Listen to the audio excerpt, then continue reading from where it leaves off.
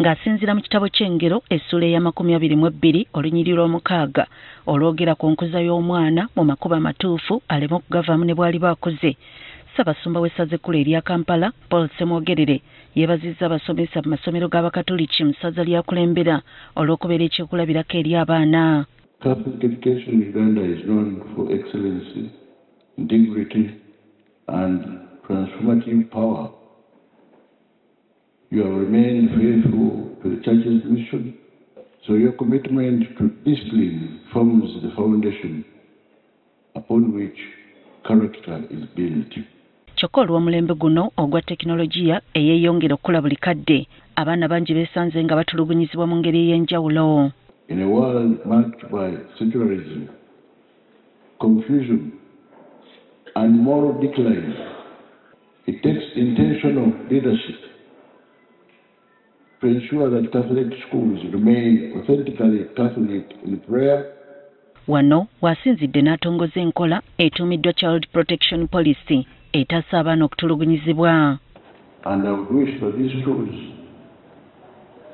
guide us, unite us, and empower us in the sacred mission of Catholic education.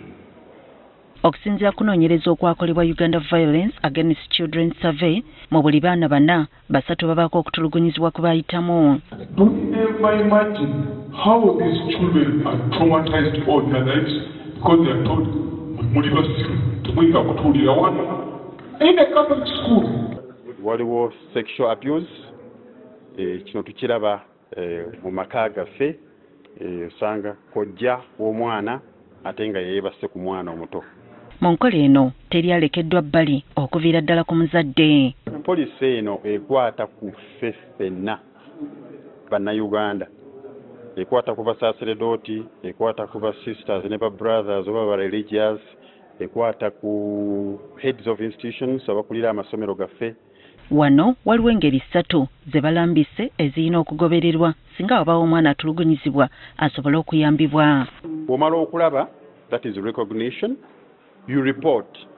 There are reporting channels at different levels, from the diocesan level, the parish level, institutional level, and all other levels as explained by this book. Mu lukiiko olutuuziddwa ku wooteeri ya Popo mu Ndeebe Kampala, abakulu b'amasomero abamu betwogeddeko nabo basanyukidde enkola eneetongozeddwa olw'okutulugunyizibwa abaana kwe babadde bayitamu ate ng'okusinga kuva waka.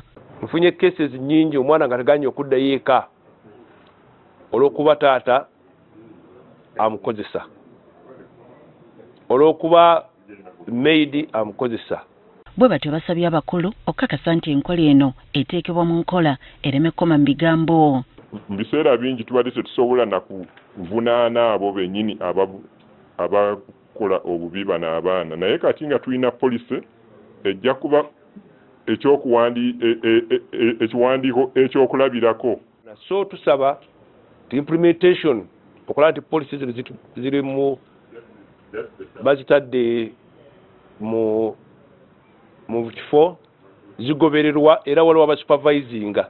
Enkola eno egoberedde ekiwandiiko kya Papa Francis ekya 2019 ekirambika Ekereziya engeri y'okwatamu ensonga z'abaana abatulugunyiziddwa mu ngeri ez'enjawulo.